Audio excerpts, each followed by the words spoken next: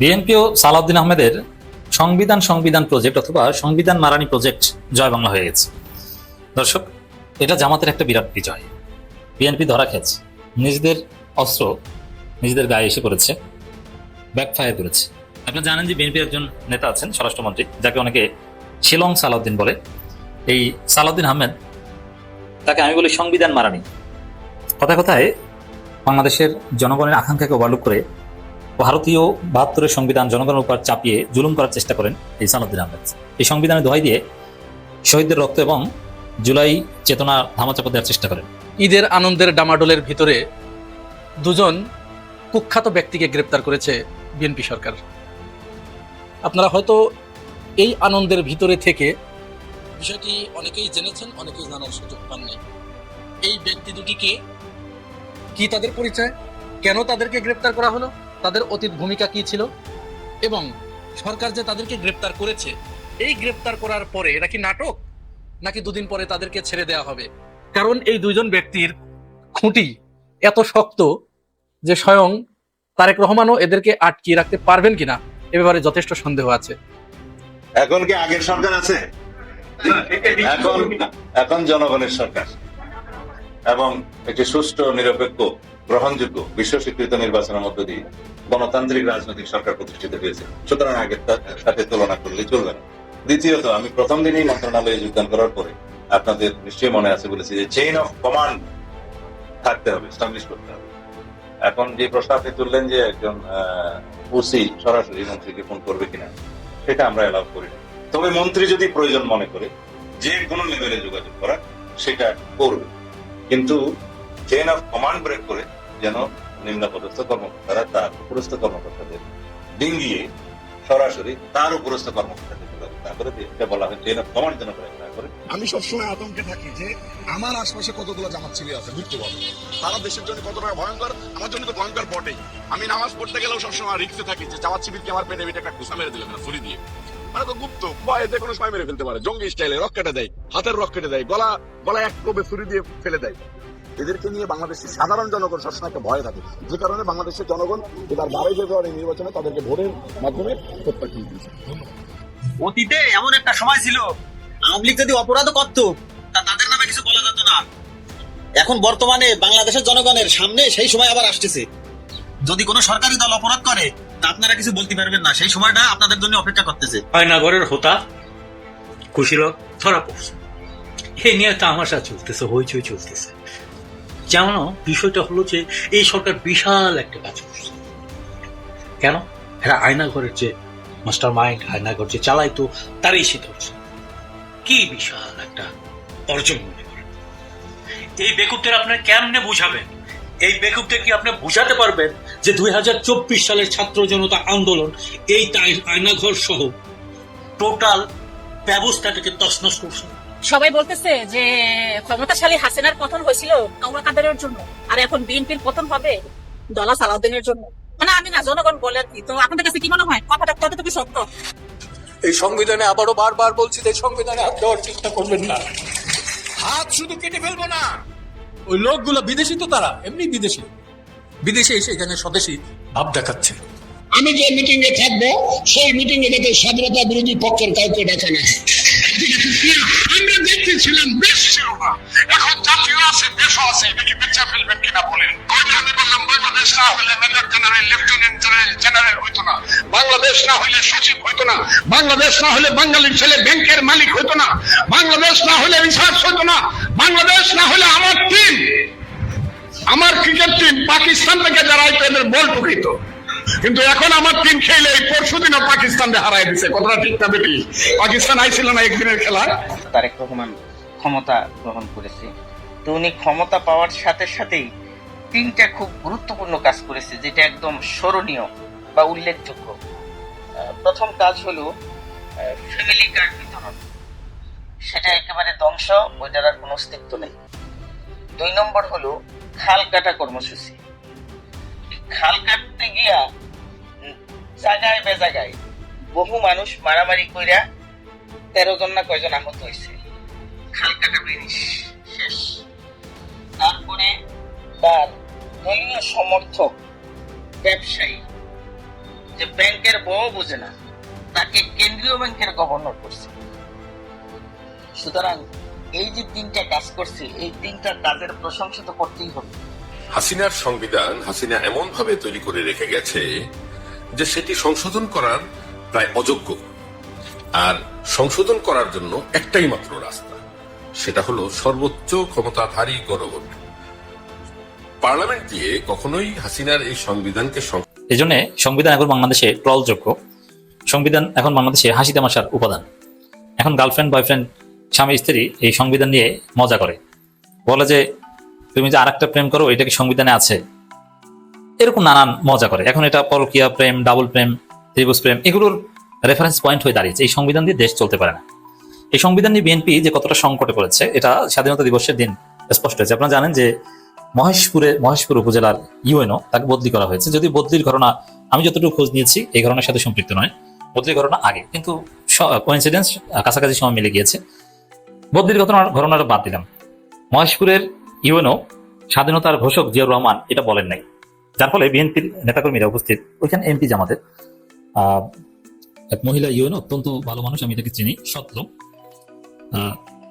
তাকে এই ইউএনওকে বিএনপি নেতাকর্মীরা চিঠি দিয়েছে, চিরকুট দিয়েছে যে স্বাধীনতার ঘোষক জিয়াউর রহমান এটা বলেন, কিন্তু তিনি নাকি সেটা বলেন নাই। তিনি নাকি বলেছেন যে সংবিধানের 6ষ্ঠ অনুচ্ছেদে স্পষ্ট লেখা আছে যে স্বাধীনতার ঘোষক বঙ্গবন্ধু শেখ মুজিবুর রহমান। সংবিধান সংশোধনের আগে আমি এটা কিভাবে বলি? একটা পর্যায়ে বিএনপির লোকজন স্বাধীনতা দিবসের সেই অনুষ্ঠান বর্জন করেছে, তারা সেখান থেকে রাগ হয়ে চলে গিয়েছে এবং একই সাথে তার পূর্বের যে বদলির আদেশ এটা জনসম্মুখে আসছে। এটা দিয়ে বিএনপির ভয়াবহ সংকট বোঝা যায়। সালাউদ্দিন আহমেদ বিএনপির সংবিধান মারানি কই গেল? এই যে স্বাধীনতা দিবসে সবাই স্বাধীনতার ঘোষক জিয়াউর রহমান বলছেন, রাষ্ট্রপতির মাধ্যমে বলিয়েছেন স্বাধীনতার ঘোষক জিয়াউর রহমান, অথচ সংবিধানে লেখা স্বাধীনতার ঘোষক বঙ্গবন্ধু শেখ মুজিবুর রহমান। এবং সংবিধান মারান এই সংবিধানে এবং সর্বোচ্চ আদালতের রায় আছে স্বাধীনতার ঘোষক বঙ্গবন্ধু শেখ মুজিবুর রহমান, জিয়াউর রহমান নয়। সেখানে আপনি জিয়াউর রহমান, এই যে সালাউদ্দিন আহমেদ তিনি নিজেই তো বলছেন সংবিধানের ঘোষক মানে স্বাধীনতার ঘোষক জিয়াউর রহমান, এবং প্রথম ঘোষণা জিয়াউর রহমানের নিজের, আর দ্বিতীয় ঘোষণা ওটা হচ্ছে শেখ মুজিবের পক্ষ থেকে। শেখ মুজিবের পক্ষ থেকে স্বাধীনতার ঘোষক জিয়াউর রহমান, সেটাও বিএনপি মানেন না, একমাত্র জিয়াউর রহমানের নিজের ঘোষণা। শেখ মুজিবের চাইতে জিয়াউর রহমানকে উপরে উঠাতে চায় বিএনপি, অথচ এটা সংবিধানের সাথে সুস্পষ্ট সাংঘর্ষিক। সংবিধান অনুযায়ী স্বাধীনতার ঘোষক বঙ্গবন্ধু শেখ মুজিবুর রহমান। এখন বোঝেন যে বিএনপি সংবিধান পাশা থেকে ঢুকে গেছে। মজা না? মানে আপনি মজা করার জন্য লাভ দিচ্ছেন বেশ থেকে, কিন্তু খালের মধ্যে পড়ে আপনার পাশার মধ্যে বাস ঢুকে গেছে। বিএনপি অবস্থা হচ্ছে এটা, যে সংবিধান নিয়ে মজা করে, যে সংবিধানের দোহাই দিয়ে নিজেদের ক্ষমতা পাকাপোক্ত করার চেষ্টা করে। কারণ এই 72 সংবিধানের মধ্যে মধু রয়েছে, ফেসিস্ট হয়ে ওঠার মধু রয়েছে। সে মধু খাওয়ার জন্য খুব হাসি তামাশা করছে, কিন্তু বাস ঢুকে গেছে। বিএনপির অবস্থা হচ্ছে এটা। দর্শক এখন বলেন, শুধু এটা না, এই যে বঙ্গবন্ধু শেখ মুজিবুর রহমানের ছবি টানাতে হবে সব জায়গায়, সংবিধানের 4 স্পষ্টভাবে উল্লেখ আছে। এটা কই, কোথায় বিএনপি সেই শেখ মুজিবুর রহমানের ছবি? এই যে রাষ্ট্রপতি শাহাবুদ্দিন চপ্পুকে সাংবিধানিক ধারাবাহিকতা রক্ষার নামে রেখে দিয়েছে, রাষ্ট্রপতি বঙ্গভবনে শেখ মুজিবুর রহমান ছবি নেই কেন? এই সংবিধান ভায়োলেট করছেন কেন? দেখেন, এইভাবে এই সংবিধান দিয়ে রাষ্ট্র চালানো যায় না, কারণ এই সংবিধানকে জনগণ লাথি মারে, এই সংবিধানকে বিএনপি লাথি মারে, তারেক রহমান এবং রাষ্ট্রপতি চুপ্পু সবাই এই সংবিধানকে লাথি মারে, কেউ মানে না। প্রকাশ্যে সংবিধানের সাথে বিদ্রোহ করে, সেই মাল দিয়ে কি দেশ চালানো যায়? সংবিধান হবে আমাদের সবার শ্রদ্ধার পাত্র, সংবিধান হবে সার্বভৌম, সংবিধানের বাইরে আমরা কেউ যাব না। কিন্তু সেখানে সংবিধান প্রধানমন্ত্রী মানে না, প্রেসিডেন্টও মানে না। এটা বাংলাদেশ কি তাহলে মবের মুল্লুক? এটা ক্যাওটিক একটা স্টেট। যারা নিয়ম কানুন মানে না তাদেরকে রগ স্টেট বলা হয়, অবশ্যই ইন্টারন্যাশনাল নিয়ম কানুন যারা না মানে তাদেরকে। তো বাংলাদেশ তো একটা রগ স্টেটের মতো, বাংলাদেশে কোনো নিয়ম কানুন নাই, কারণ বাংলাদেশে কোনো সংবিধান নেই। এই সংবিধান প্রধানমন্ত্রী মানে না, রাষ্ট্রপতি মানে না, বিরোধী দল মানে না, কিন্তু বিরোধী সরকারি দল মুখে মুখে বলে যে আমরা মানে, আসলে তারা মানে। সংবিধান সংস্কার পরিষদের সভা আহ্বান করে নতুন সংবিধান গ্রহণ করা দরকার জুলাই সনদের ভিত্তিতে। আপনারা সেটাকে নতুন সংবিধান বলেন, আর সংবিধান সংস্কার বলেন, আর সংশোধন বলেন, যে নাম দিয়ে পারেন, এটা জরুরি ভিত্তিতে করতে হবে। তো দর্শক,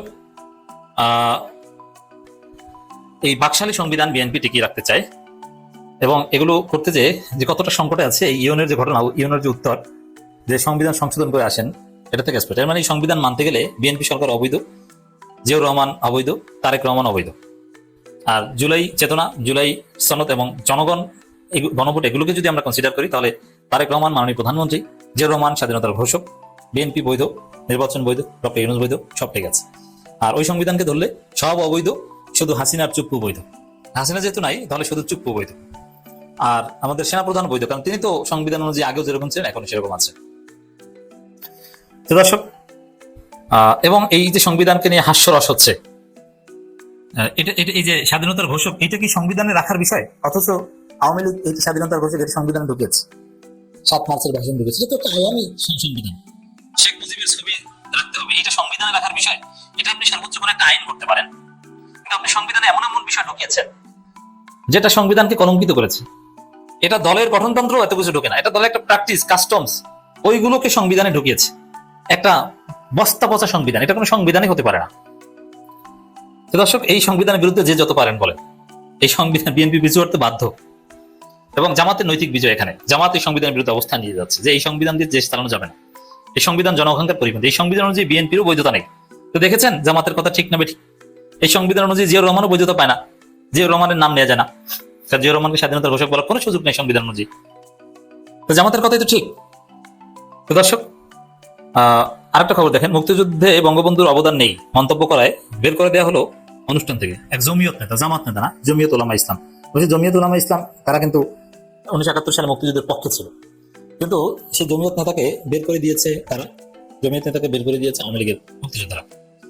এখন মুক্তিযুদ্ধ মারান আর সংবিধান মারান আর আওয়ামী লীগ এভাবে সুযোগ কাজে লাগাক, বিএনপি পন্থী লোককে বের করে দেয়। জমিয়ত তো বিএনপি জোটের মিত্র, মজা না? এইভাবে বিএনপি মারা খাচ্ছে, বিএনপি জোটের মিত্রকে স্টেজ থেকে বের করে দিয়েছে, খুব মজা। ঈদের আনন্দের ডামাডোলের ভিতরে দুজন কুখ্যাত ব্যক্তিকে গ্রেপ্তার করেছে বিএনপি সরকার। আপনারা হয়তো এই আনন্দের ভিতরে থেকে বিষয়টি অনেকেই জেনেছেন, অনেকেই জানার সুযোগ পান নাই।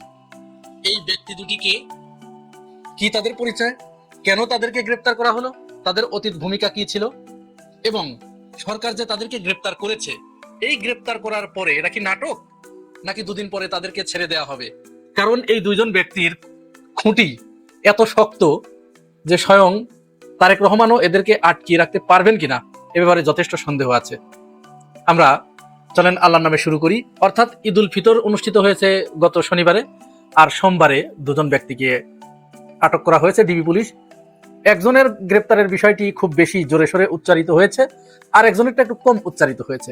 যাকে নিয়ে বেশি শোরগোল করা হয়েছে তিনি হচ্ছেন 1/11 সেই কুখ্যাত কুশীলব মাসুদ উদ্দিন চৌধুরী, আর যাকে নিয়ে একটু কম শোরগোল করা হয়েছে, অনেকটা বলা চলে নিভৃতে, তিনি হচ্ছেন ডিজিএফআই এর সাবেক প্রধান মামুন খালেদ। এই দুই ব্যক্তি কেন এত গুরুত্বপূর্ণ হয়ে উঠলো, এই বিষয়টি একটু আপনাদের জানা দরকার। এবং তাদেরকে কি আইনের মার প্যাচে বিএনপি সরকার আবার বের করে আনবে, এরকম একটা জল্পনা কল্পনা কিন্তু ইতিমধ্যেই শুরু হয়েছে। কারণ বিএনপি বেশ কয়েকদিনে শেখ হাসিনার কিছু একনিষ্ঠ দোসর, যারা 5 আগস্টের পূর্ববর্তী সময়ে শেখ হাসিনার সমস্ত অপকর্মের লাইসেন্স দিয়েছিল, বৈধতা দিয়েছিল, বিএনপি জামাতকে যে হত্যা করা যায়, তারা যে কোনো মানুষ নয়, একটা তেলাপোকা বা তার চেয়েও নিকৃষ্ট কোনো প্রাণী, এই ধরনের বয়ান তারা উৎপাদন করে দিয়েছিল শেখ হাসিনাকে।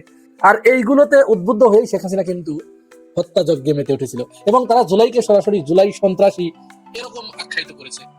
তাদেরকে ইউনূস সরকার গ্রেপ্তার করেছিল, কাউকে কাউকে তারেক রহমান তাদেরকে মুক্তিই দেয় নাই, শুধু রীতিমতো তাদেরকে মুক্তি দিয়ে এনে তাদের সাথে ফোনে আবার কথা বলেছে, কুশল বিনিময় করেছে।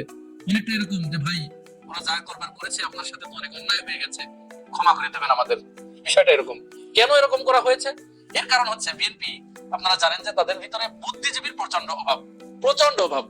তাদেরকে যে ন্যারেটিভ তৈরি করে দেবে, বুদ্ধি দিয়ে পরামর্শ দেবে, এরকম লোক বিএনপির ভিতরে নাই। তারা এই সাইডে কাজ করতে পারে নাই, এই সাইডে লোক তারা উৎপাদন করতে পারে নাই। যার কারণে এই যে বুদ্ধিজীবী খরা, এই খরাটা কাটিয়ে ওঠার জন্য তারা আওয়ামী ঘরানার ওই সমস্ত লোকদেরকে তারা প্যাট্রোনাইজ করছে, তাদেরকে সুযোগ সুবিধা দিচ্ছে এবং চেষ্টা করছে এদেরকে দিয়ে বিএনপির ন্যারেটিভ যাতে তারা তৈরি করে দেয়। এখন এতে আখেরে ফল কি হবে? আখেরে ফল কিন্তু খুব বেশি ভালো হবে না। কারণ যে আনিস আলমগীর, যে আব্দুল নূর তুষার সারা জীবন আওয়ামী গুনগান গেয়ে গেছে, মুজিবের কথা শুনলে যাদের এখনো মানে কানতে কানতে প্যান্ট কাপড় চাপড় সবকিছু নষ্ট হয়ে যায়, হাসিনার কথা শুনলে যারা এখনো আল্লাহতে গদগদ হয়ে হাসিনা যে একটা আল্লাহর ফেরেশতা এইটা মানানোর চেষ্টা করে, সেই তারা যদি বিএনপির পক্ষে এসে গুরুত্বপূর্ণ পদেও বসে যায় অনেক সময়, অনেক ক্ষেত্রে আমরা দেখেছি, তাহলে বিএনপির অবস্থা কি হবে এবার আপনারা একটু চিন্তা করুন। যাই হোক, তো মামুন খালেদ এবং মাসুদউদ্দিন চৌধুরী, এদের কথা বলছিলাম। আমরা মাসুদউদ্দিন চৌধুরীকে দিয়েই শুরু করি। এই মাসুদউদ্দিন চৌধুরী, তার ক্যারিয়ার শুরু হচ্ছে ত্রাণের তেল চুরির মাধ্যমে। আপনারা জানেন 1974 সালে দেশে যখন শেখ মুজিবের শাসন চলছিল, প্রচন্ড দুর্ভিক্ষ, ওই দুর্ভিক্ষে বলা হয় যে পৃথিবীর ভিতরে যে কয়েকটা দুর্ভিক্ষ হয়েছে, 1974 সালের দুর্ভিক্ষ তার ভিতরে সবচেয়ে অন্যতম। এখানে কয়েক লক্ষ মানুষ না খেয়ে মারা গেছে। এখানে বলা হয়ে থাকে এই দুর্ভিক্ষের সময় কাপড়ের অভাবে রংপুরের বাসন্তীরা যখন জাল পরে তাদের লজ্জা ঢাকার চেষ্টা করছিল, তখন শেখ মুজিবুর রহমান তার পুত্রকে সোনার মুকুট মাথায় দিয়ে বিয়ে দিতে নিয়ে গিয়েছিলেন। আমরা মুরব্বীদের কাছে শুনেছি এবং ইতিহাসেও তার প্রমাণ আছে। 74-এর দুর্ভিক্ষের সময় মানুষ ডাস্টবিনে কুকুরের সাথে ডাস্টবিনের খাবার ওই উচ্ছিষ্ট ভাগ করে খেয়েছে, এমনকি বমি পর্যন্ত খেয়েছে, মানুষের বমি খেয়েছে। সেই 74-এর দুর্ভিক্ষের সময় যখন রিলিফের তেল এসেছিল, এই মাসুদউদ্দিন সেই তেল চুরি করে বিক্রি করে দিয়েছিল এবং ময়মনসিংহে সেটা খালাস হয়েছিল। তিনি এই সাহসটা কোথায় পেয়েছিলেন? তিনি রক্ষী বাহিনীর সদস্য ছিলেন, কুখ্যাত রক্ষী বাহিনী, মুজিব বাহিনী যাকে বলে।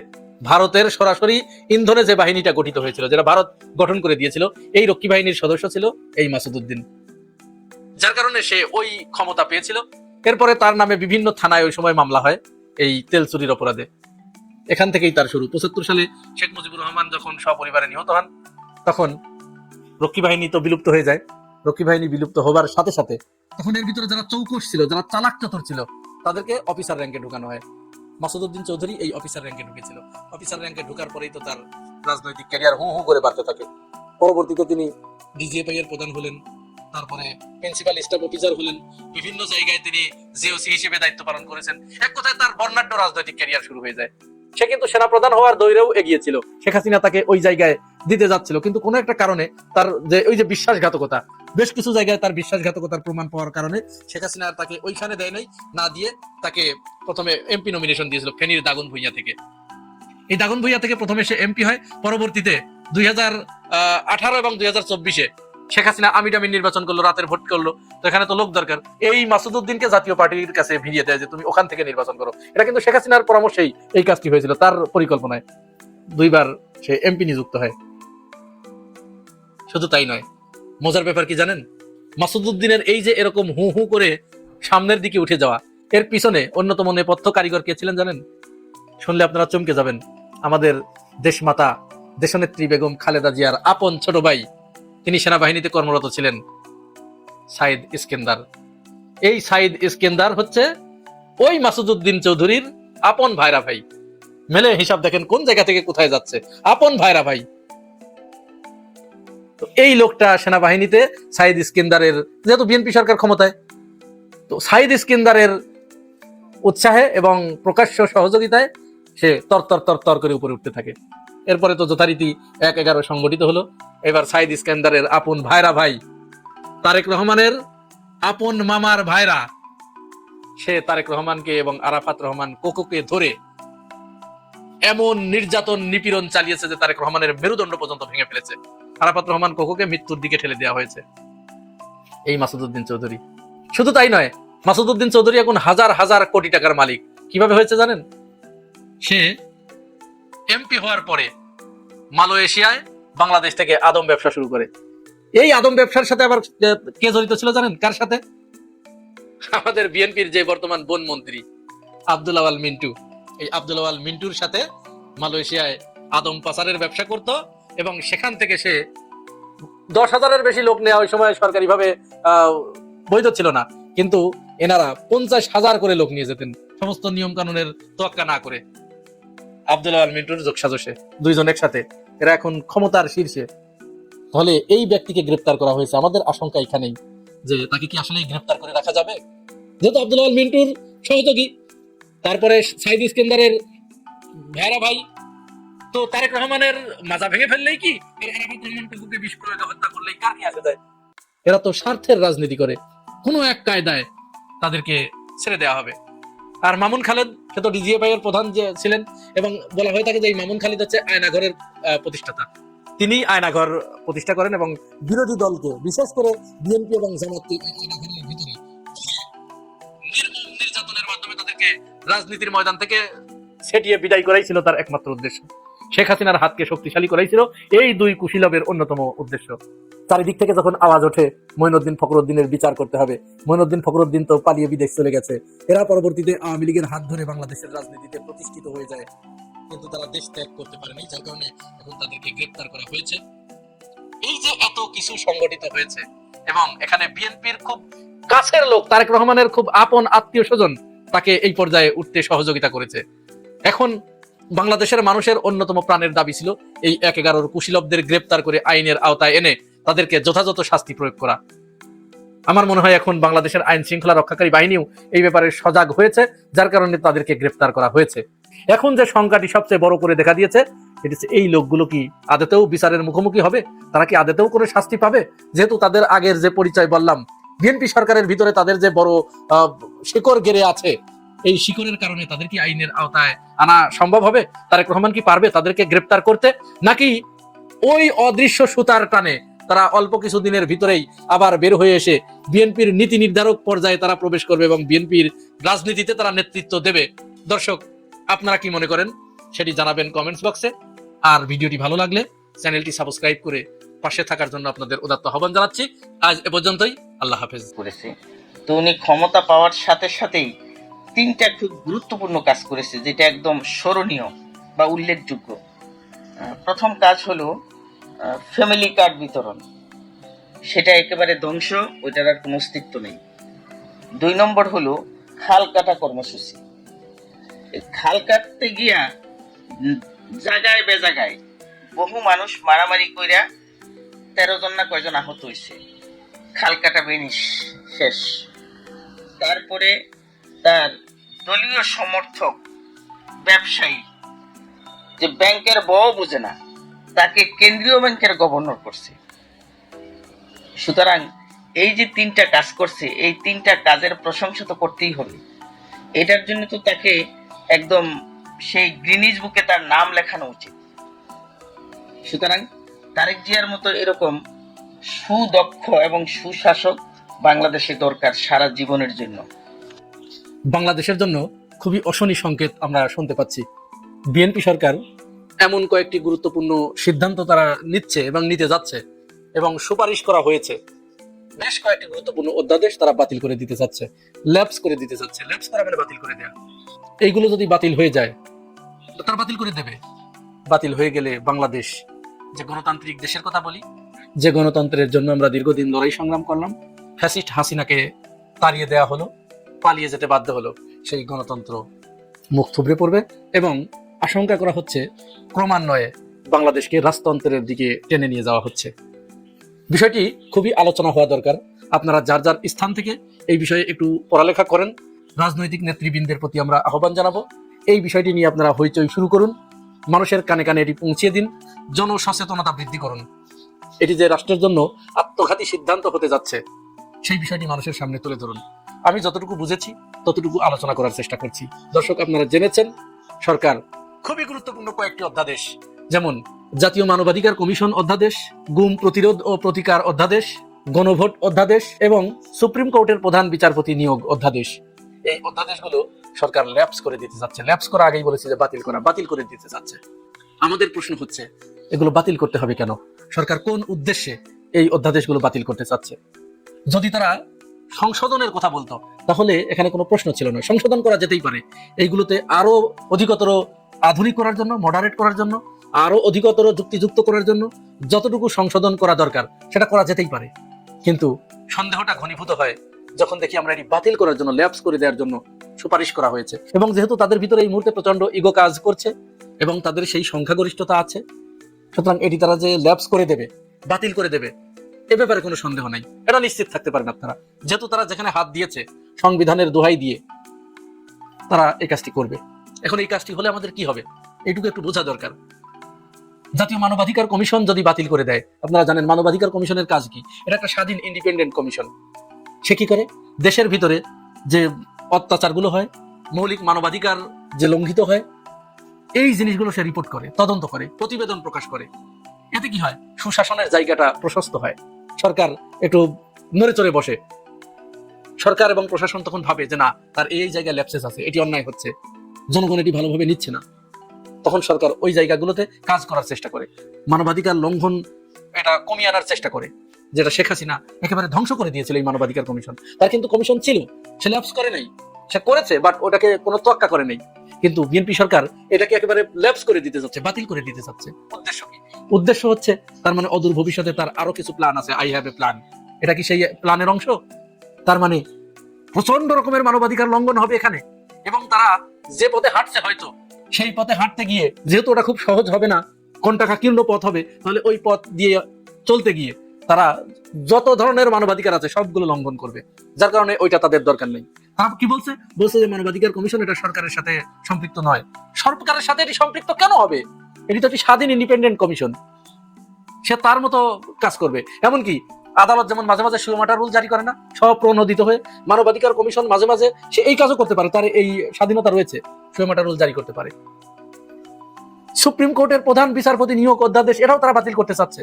তার মানে এখানে যে অধ্যাদেশ আছে এই অধ্যাদেশ তারা মানবে না, তারা তাদের নিজেদের পছন্দ মতো জ্যেষ্ঠতা বা বর্তমান যে বিদ্যমান যে নিয়ম কানুন আছে সেইগুলোর তোয়াক্কা না করে তাদের পছন্দ মতো লোককে তারা সেখানে বসিয়ে দেবে, যেটা শেখ হাসিনা করেছিল। তার মানে শেখ হাসিনার প্রতিটি কর্ম বিএনপি সরকার আঁকড়ে তো ধরেছেই, বরং কোনো কোনো ক্ষেত্রে তার থেকে আরো এক ধাপ এগিয়ে গিয়ে কি করে শেখ হাসিনার চেয়েও বড় শেখ হাসিনা হওয়া যায় এরকম প্রচেষ্টায় তারা রত। আমরা খুবই হতবাক হয়ে যাচ্ছি। এরপরে গণভোট অধ্যাদেশ সেটিও তারা বাতিল করে দিতে চায়। কিসের জন্য বাতিল করে দিতে চায়? এই গণভোট অধ্যাদেশ সেটি সংবিধানে নাই, সংবিধান পরিপন্থী। এখন তারা বিরাট সংবিধানের রক্ষক হয়ে গেছে, অথচ এই সংবিধান 5 আগস্টের পরে কোথায় ছিল? 3 দিন তো সরকার ছিল না। 5 আগস্টে শেখ হাসিনা পালিয়ে গেল, 8 তারিখে সরকার গঠন করলো ইউনূস সরকারের নেতৃত্বে। তখন কি সংবিধান ছিল? ইউনূসের সরকার এসেই দেশনেত্রী বেগম খালেদা জিয়ার সমস্ত মামলাগুলো যে প্রত্যাহার করে নিল রাষ্ট্রপতির আদেশে, এটা কি রাষ্ট্রপতি করতে পারে? এটা কোন সংবিধানে ছিল? এই কাজগুলো করতে রাষ্ট্রপতি সংসদ ভেঙে দিতে পারবে, রাষ্ট্রপতি পার্লামেন্ট ভেঙে দিতে পারবে, কিন্তু কার পরামর্শে? প্রধানমন্ত্রীর পরামর্শ। অবশ্যই প্রধানমন্ত্রীর পরামর্শ নিতে হবে, প্রধানমন্ত্রীর পরামর্শ ছাড়া এই কাজগুলো করা যাবে না। তাহলে প্রধানমন্ত্রী কি দেশে ছিল? সুপ্রিম কোর্টের যে প্রধান বিচারপতি নিয়োগ দিয়েছিলেন রাষ্ট্রপতি, এটা কার পরামর্শে দিয়েছিলেন? তিনি তো এটা করতে পারেন না। এখানে অবশ্যই প্রধানমন্ত্রীর পরামর্শ লাগে। প্রধানমন্ত্রী কি দেশে ছিল? প্রধানমন্ত্রীর পরামর্শ ছাড়াই তো এই কাজটি হয়েছে। অ্যাটর্নি জেনারেল নিয়োগ দেয়া, এটাও প্রধানমন্ত্রীর পরামর্শে রাষ্ট্রপতি এই কাজটি করে থাকেন। তখন কি প্রধানমন্ত্রী ছিল? রাষ্ট্রপতি কোন আদেশের বলে, কোন ক্ষমতার বলে, কোন সাংবিধানিক বলে এই কাজটি করেছে? খালেদা জিয়ার মামলাগুলোর কথা তো আগেই বললাম। এগুলো কিসের আলামত? অশনি সংকেত। এগুলো রাষ্ট্রের জন্য চরম ভয়াবহ একটা পরিস্থিতির দিকে মনে হচ্ছে রাষ্ট্রকে নিয়ে যাচ্ছে, আমরা সেরকম একটা ধারণা করতে পারছি। এরপরে রাষ্ট্রপতি যে সরকার প্রধান নিয়োগ দিলেন সুপ্রিম কোর্টের পরামর্শে, এই সুপ্রিম কোর্টের পরামর্শ কার কাছ থেকে নিয়েছেন? প্রধানমন্ত্রী ছিল তখন, সেটাও তো নেন নাই। তাহলে সবকিছুই তো অবৈধ হয়ে যায়। প্রধানমন্ত্রীর পরামর্শ ছাড়া সবগুলো হয়েছে, সবগুলো অসাংবিধানিক ভাবে হয়েছে। আর এখন আপনারা শুধু নিজের যতটুকু প্রয়োজন ততটুকুকে আপনি সংবিধানের ভিতরে আঁকড়ে ধরছেন, বাকিগুলো সব সংবিধানে নাই বলে এড়িয়ে দিচ্ছেন। এগুলো কি এরকম নয় যে গোশের ঝোল হারাম কিন্তু গোশ জায়েজ, এরকম? এটা রাষ্ট্রের জন্য অশনি সংকেত, খুবই অশনি সংকেত। এই অধ্যাদেশগুলো যদি বাতিল হয়ে যায় তাহলে তাদের ইচ্ছা মতো তারা যা খুশি তাই করতে পারবে, কোনো জবাবদিহিতা থাকবে না। এখন তো এমনিতেই কোনো জবাবদিহিতা নাই, এই জবাবদিহিতা যেন আরো না থাকে সেই পথ তারা প্রশস্ত করছে। আমি বিষয়গুলো আবার বলছি, আপনারা দেখেন কত গুরুত্বপূর্ণ। প্রথমেই দেখেন গণভোট অধ্যাদেশ, এটা তারা মানবে না। এটা গণভোটে এটা সংবিধানে নাই বলে এটা তারা মানবে না। আর মানবাধিকার কমিশনের এইটা সবচেয়ে বেশি গুরুত্বপূর্ণ, সবচেয়ে বেশি মারাত্মক ব্যাপার, যেটা তারা ল্যাপস করে দিতে চাচ্ছে। প্রধান বিচারপতি নিয়োগ অধ্যাদেশ এটাও তারা ল্যাপস করে দিতে চাচ্ছে। বিএনপির বর্তমান এই কর্মকাণ্ড দেখে আমাদের কাছে মনে হচ্ছে, শুরু থেকেই আমরা ভেবেছিলাম যে তারা কেন সংবিধানকে আঁকড়ে ধরলো হঠাৎ করে। সংবিধান আঁকড়ে ধরার তাদের একমাত্র কারণ তাদের ভিতরে